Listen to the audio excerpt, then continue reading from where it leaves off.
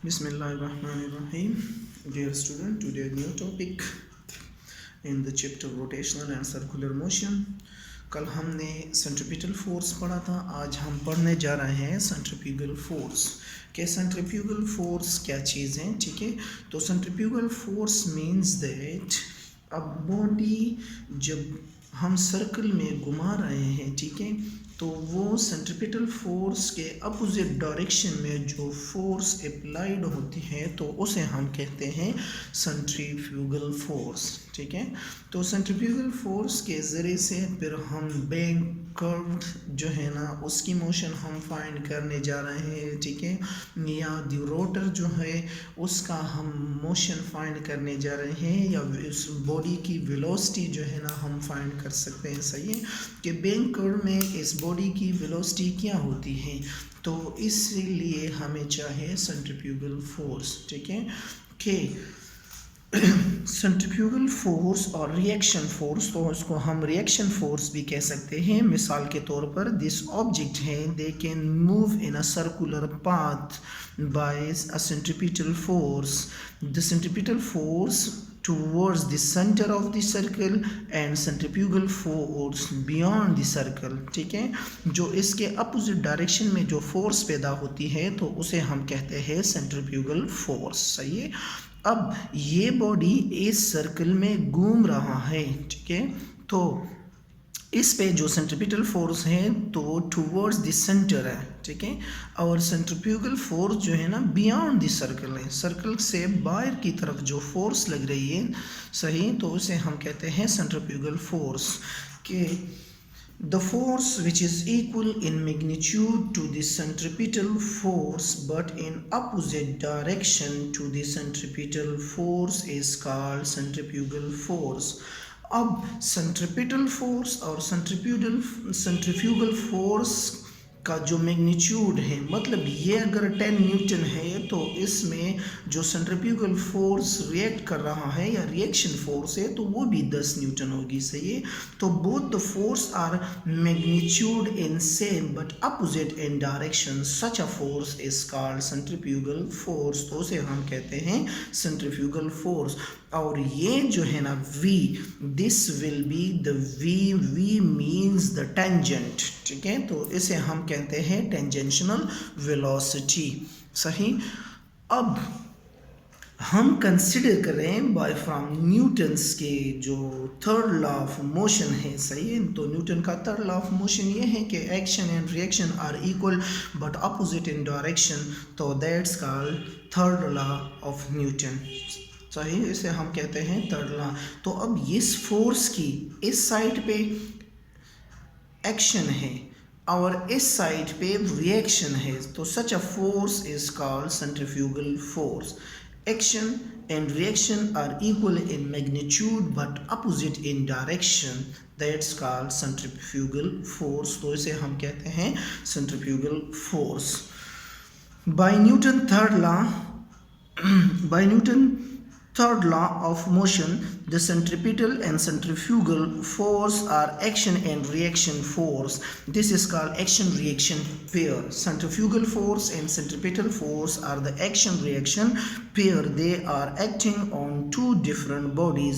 ये एक्ट कर रहा है दो डिफरेंट बॉडीज पे। सही है। अभी ये एक बॉडी है हमारे पास, तो इस ऑब्जेक्ट पे सेंट्रीपिटल फोर्स भी लग रही है टुवर्ड्स द सेंटर और सेंट्रीफ्यूगल फोर्स भी लग रही हैं बाहर की तरफ जो Fc.F है, तो ये है फोर्स ऑफ सेंट्रीफ्यूगल, ठीक है, और ये है सेंट्रीपिटल फोर्स। तो सेंट्रीपिटल फोर्स हमेशा जो है ना टुवर्ड्स द सेंटर होगी और सेंट्रीफ्यूगल फोर्स अवे या बियॉन्ड द सर्कल जो फोर्स है ये वाला, तो इसे हम कहते हैं सेंट्रीफ्यूगल फोर्स।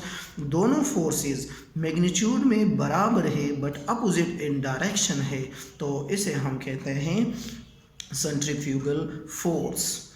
अब हमें पता है कल हमने लेक्चर में फाइंड किया था कि सेंट्रीपिटल फोर्स है क्या चीज़, तो सेंट्रीपिटल फोर्स हमारे पास बराबर है F is equal to mv² divide by r and this r will be the unit vector. ये छोटा सा जो r है this called the unit vector. अब सेंट्रीपिटल फोर्स जो है ना वो सेंट्रीफ्यूगल फोर्स के नेगेटिव डायरेक्शन में, मतलब अपोजिट इन डायरेक्शन में है, तो F C is equal to minus into minus M V square divide by R, ये सेंट्रीपिटल फोर्स है। सो ये इसकी जगह पर मैंने ये वैल्यू पुट कर दी। अब इस टर्म को मैंने पॉजिटिव आने के लिए अगर मैं इसके साथ माइनस मल्टीप्लाई कर लूँ तो ये फोर्स भी बराबर होगी, जितना सेंट्रीपिटल फोर्स है उतना ही सेंट्रीफ्यूगल फोर्स होगी। तो this equation show that the centrifugal force acts on the body F is equal to FCF is equal to mv square divided by r into its unit vector. This relation, this is the relation for centrifugal force, या this is the relation for centrifugal force। तो आप लोग देख ले कि this force is also a centripetal force, ये centripetal force के बराबर है कि नहीं है, ठीक है। तो अब दोनों फोर्सेस इक्वल है, सेंट्रीपिटल और सेंट्रीफ्यूगल फोर्सेस दोनों जो है ना आपस में बराबर है, तो इसको हम कहते हैं centrifugal force. The force acts on a body is equal in magnitude but opposite in direction, such a force is called centrifugal force। तो इसको हम कहते हैं centrifugal force। अब centrifugal force में जो इसकी सेंट्रीफ्यूगल फोर्स की जो स्पेशल केसेस हैं, तो एक है द रोटर या द रोटर, और दूसरा है बेंडिंग ऑफ रोड और कर्व रोड, जैसा कि मोड़ा हुआ रोड, इस तरीके से रोड हो। तो अब अगर उस रोड पे देखें तो उसका एक साइड नीचे की तरफ और दूसरा साइड उस पे ऊपर होता है, तो उसको हम कहते हैं बेंड कर्व या कर्व्ड रोड, ठीक है। इसको हम बैंकिंग ऑफ रोड भी कहते हैं, तो इसको हम बैंकिंग ऑफ रोड कहते हैं। जैसा कि हमने ये फिगर ड्रॉ किया हुआ है, इसमें एक मोटर कार मूव कर रहा है, ठीक है, मोड़ रहा है या मोशन कर रहा है एक कर्व पाथ में। तो इस पे जो फोर्सेस लग रही हैं, तो बिटवीन द टायर और द रोड जो फ्रिक्शन फोर्स है, सही है, उसको तो वन साइड पे फ्रिक्शन फोर्स कम होगी और दूसरे साइड पे फ्रिक्शन फोर्स मैक्सिमम होगी। तो दोनों फोर्सेस जो है ना इस बॉडी को बैलेंस कर रहा है, इसको पलटने से रोक देती हैं, ठीक है। तो इसमें हम इस बॉडी का जो मास है वो नेग्लेजिबल है, मतलब इसका जितना भी मास हो वो हम नेग्लेक्ट करने जा रहे हैं, इसको हम कंसिडर नहीं कर रहे हैं। तो इसमें दो फोर्सेस है, एक नॉर्मल फोर्स है, ठीक है, और दूसरा जो है ना सेंट्रीपिटल फोर्स है। तो सेंट्रीपिटल फोर्स सेंटर की तरफ से लग रहा है, ठीक है, और नॉर्मल फोर्स द बॉडी जो है ना अपवर्ड, और वेट जो इस बॉडी का वेट है तो वो downward by the gravitational force, सही। अब हम कंसिडर कर रहे हैं a moving car in a circular path of radius R. हमने इस कार को, मूविंग कार को कंसिडर कर दिया, ठीक है, एक सर्कुलर पाथ में। This will be the circular path या कर्व पाथ। हमने इसको कर्व पाथ में कंसिडर कर लिया, जो इसका रेडियस आर है। तो ये एक, अगर मैं इसको कंप्लीटली सर्कल ड्रा कर लूँ इस तरीके से, तो this will be the radius. Half of the diameter is called radius. अगर हम डायमीटर का हाफ ले ले तो उसे हम कहते हैं रेडियस। तो the two forces act on the car. अब इस कार पे दो फोर्सेस एक्ट कर रही हैं। Number one force, the centripetal force acts toward the centre of the curve. मतलब ये है, अगर इस ऑब्जेक्ट पे जो सेंट्रीपिटल फोर्स एक्ट कर रहा है तो वो टूवर्ड्स द सेंटर, मतलब यहाँ तक इस पॉइंट पे जो लग रही है, तो इस फोर्स को हम कहते हैं सेंट्रीपिटल फोर्स। कर्व पाथ, तो एफ सी, अगर मैं इसको यहाँ पर, इस डायग्राम को मैं यहाँ पर रेक्टेंगुलरली ड्रा कर लूँ या एंगुलर ड्रा कर लूँ, तो दिस दो फोर्स जो है ना, एक नॉर्मल फोर्स है, ठीक है, और एक इस बॉडी का अपना फोर्स है W। तो both are the force will be balance and these forces are cancel each other. ये फोर्स और ये फोर्स एक दूसरे को बैलेंस कर रहा है, तो it's means that there is no force acts only two forces, number one force is this, ठीक है, और number second is the reaction force. इस ऑब्जेक्ट पे रिएक्शन फोर्स जो लग रही है तो इसको हमने फाइंड करना है। तो this will be the special case of centrifugal force. अब नॉर्मल फोर्स और रिएक्शन फोर्स, नॉर्मल फोर्स और reaction force of the road Fn, ठीक है। अब हमने इस पे जो नॉर्मल फोर्स है या रिएक्शन फोर्स है तो वो Fn है, ये वाला फोर्स, ये वाला जो फोर्स है, ठीक है। अगर मैं इसको इट्स कंपोनेंट में रिजॉल्व कर लूँ तो इसके दो कंपोनेंट्स बनने जा रहे हैं, ठीक है। एक ये कंपोनेंट है और दूसरा ये कंपोनेंट है, सही है। इस फोर्स को तो नॉर्मल फोर्स मतलब जो रोड के साथ इनका कांटेक्ट एंगल है उसकी बात कर रहा है, सही है। तो वन साइड पे जो कांटेक्ट एंगल है ऑन द रोड वो मैक्सिमम है जिस साइड पे गाड़ी मोड़ रहा हो, और दूसरी साइड पे जो कांटेक्ट एंगल या फ्रैक्शनल फोर्स है वो लेस है। तो अब हमने इस गाड़ी को पलटने से रोकना है तो हमने ये कांटेक्ट एंगल कितना रखनी है, तो इसलिए फिर ये गाड़ी जो है ना हाई स्पीड से इस कर्व में मूव कर सकती है। तो इसके लिए हमने एक इक्वेशन डिराइव करना है कि कितना एंगल हमें चाहिए कि this car move in a circular path is in a very high speed, ठीक है। तो इसको हमने फाइंड करना है। अब हमारे पास द नॉर्मल फोर्स और reaction force of the road Fn acting at angle theta, तो ये नॉर्मल फोर्स है और वो ये थीटा है। अब इधर यहाँ जो थीटा है वो ये बन रहा है, ये वाला, सही। तो इस थीटा को हमने कितना रखना है कि ये गाड़ी जो है ना पलटने से बच सके, सही है। तो इस फोर्स को हम कहते हैं सेंट्रीफ्यूगल फोर्स।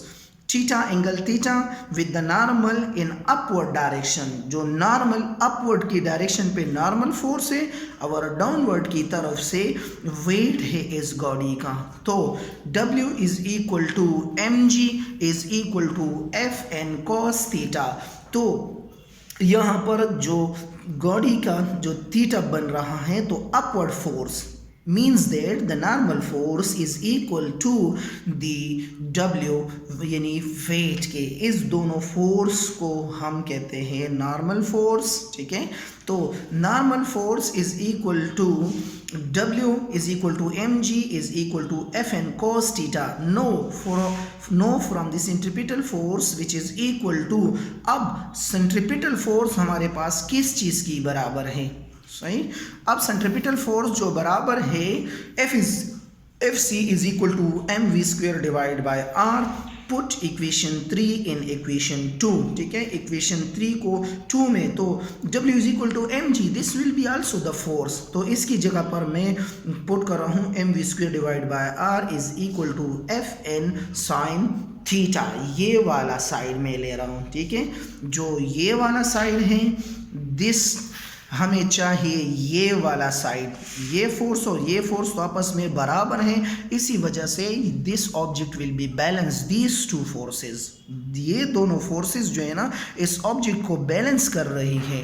तो हमें चाहिए ये फोर्स जो मोड़ने वाला फोर्स है, यानी डाउनवर्ड जो फोर्स लग रही है हमें वो चाहिए, तो वो है ये फोर्स। अब mv square is equal to Fn sine theta, तो ये हमारे पास आ गई equation number 4। Dividing equation number 4 by 2। अब इक्वेशन 4 को 2 पे डिवाइड कर लो तो mv square divide by r यानी centripetal force divide by mg is equal to Fn sine theta is equal to Fn cos theta. तो ये इस दोनों के बराबर है। तो यहाँ पर mg कैंसिल। मैंने कहा था कि this force does not depend upon the mass, ये मास पे डिपेंड नहीं कर रहे हैं, ये सही है। तो अभी हमें यहाँ पर जो रहता है वो v square divide by r into G is equal to sine theta divide by cos theta. तो sine theta divide by cos theta is equal to tangent theta.